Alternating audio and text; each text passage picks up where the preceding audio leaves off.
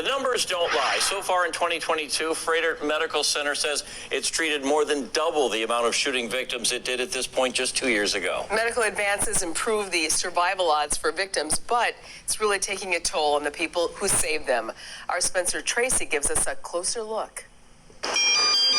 Every time my trauma pager goes off, I get this little pit in my stomach. That's when the clock starts ticking for Dr. Libby Froedtert. When there's something really bad, you can tell from the page.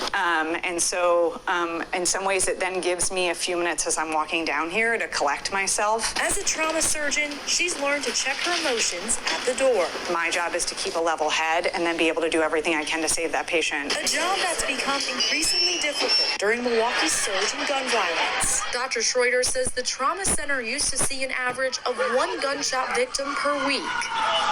Now they're on track to see an average of 1 per day. Again, recognizing that we can sew up these holes and fix the bones and the organs, and then we send these patients back out into their communities and making sure that we're addressing the needs that they have. That's why the job doesn't stop with healing the physical wounds. So we worked a lot, with the patients that came through on, okay, let's recalibrate your sense of safety.